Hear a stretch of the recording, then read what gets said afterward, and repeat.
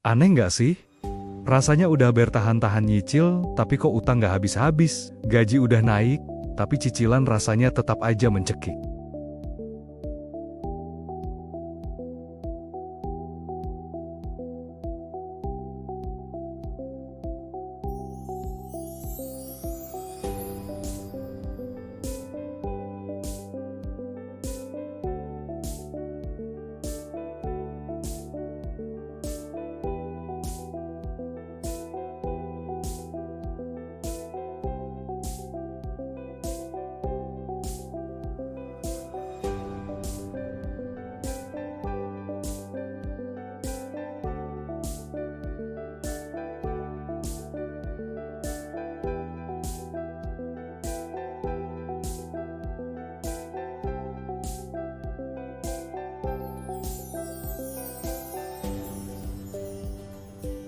Secara psikologis, ini memang memberikan kelegaan sesaat. Rasanya seperti, "Feel aman untuk bulan ini."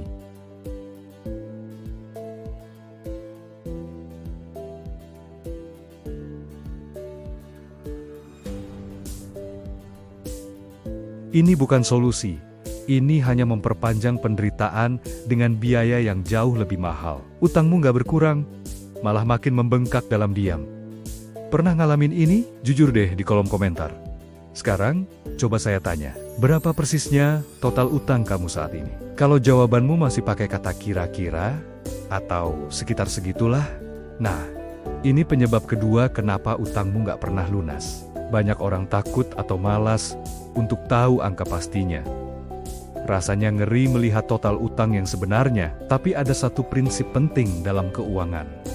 Apa yang tidak bisa diukur, tidak bisa dikelola. Kalau kamu nggak tahu persis berapa total utangmu, rinciannya apa saja, dan berapa bunganya masing-masing, gimana caranya kamu bisa bikin strategi untuk melunasinya? Itu sama saja seperti mau pergi ke suatu tempat, tapi nggak punya peta. Kamu cuma akan jalan muter-muter di tempat yang sama, menghabiskan banyak tenaga dan waktu, tapi nggak pernah sampai ke tujuan. Penyebab ketiga, gaya hidup naik lebih cepat daripada kesadaran finansial.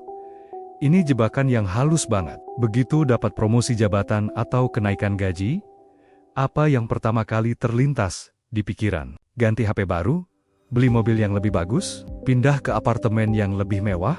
Nggak ada yang salah dengan menikmati hasil kerja keras. Masalahnya muncul saat kenaikan gaya hidup ini terjadi ketika sisilan-sisilan lama belum juga selesai. Akhirnya, beban finansialmu bukannya berkurang, malah makin berat. Gaji memang naik, tapi pengeluaran naik lebih tinggi lagi. Ini bukan cuma soal boros, tapi lebih ke soal tidak sadar di mana batas kemampuan finansial kita yang sebenarnya. Kita terlalu fokus pada apa yang kita inginkan, sampai lupa pada apa yang sebenarnya kita butuhkan dan sanggupi. Lalu ada penyebab keempat, yaitu mentalitas menunggu waktu yang tepat. Banyak banget yang bilang begini, nantilah kalau bonus akhir tahun cair, pasti langsung lunas. Atau, tunggu aja, kalau nanti dapat rezeki nomplok, beres semua utang. Kalimat-kalimat ini terdengar penuh harapan. Tapi sebenarnya ini adalah bentuk penundaan. Waktu yang tepat itu nggak akan pernah datang kalau kebiasaan dan cara kita mengelola uang tidak pernah berubah.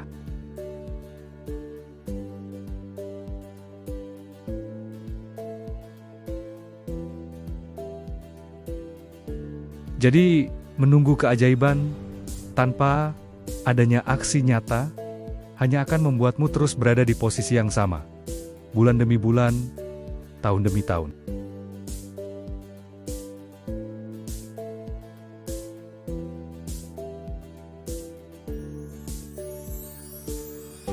Stop. Tidak ada utang baru, titik. Kedengarannya simpel, tapi ini yang paling susah. Godaannya banyak.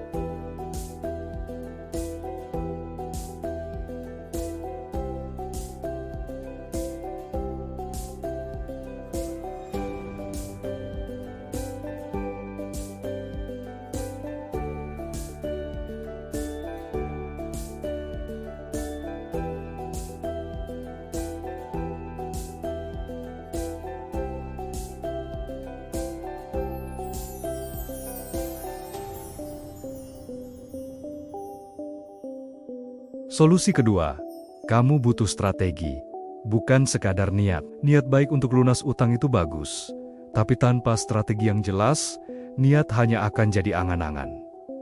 Ada dua metode populer yang bisa kamu pilih. Pertama, metode snowball atau bola salju.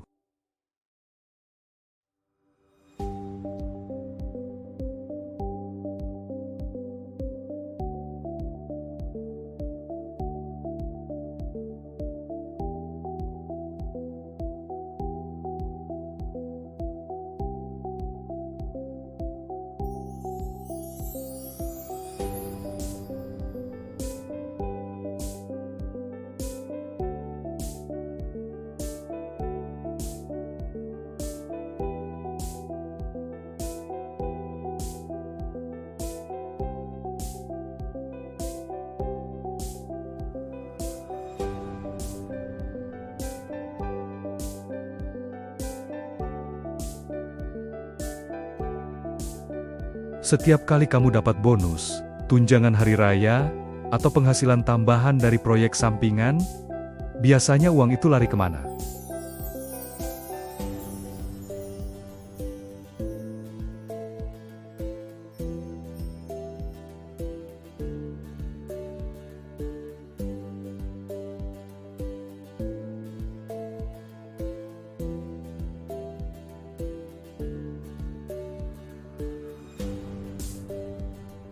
Ini adalah cara paling efektif untuk memotong waktu penderitaanmu. Mungkin rasanya berat di awal, karena harus menunda kesenangan, tapi percayalah, kebebasan finansial yang akan kamu dapatkan nanti, jauh lebih berharga. Ingat, utang tidak akan hilang hanya dengan harapan. Utang hanya akan hilang dengan keputusan, tindakan, dan konsistensi. Jalan yang kamu tempuh hari ini mungkin terasa berat dan penuh pengorbanan. Tapi bayangkan, satu hari nanti, kamu bangun pagi tanpa rasa cemas, dikejar tagihan. Kamu bisa tidur nyenyak, karena tahu uangmu bekerja untuk masa depanmu, bukan untuk masa lalumu. Perasaan itu tak ternilai harganya.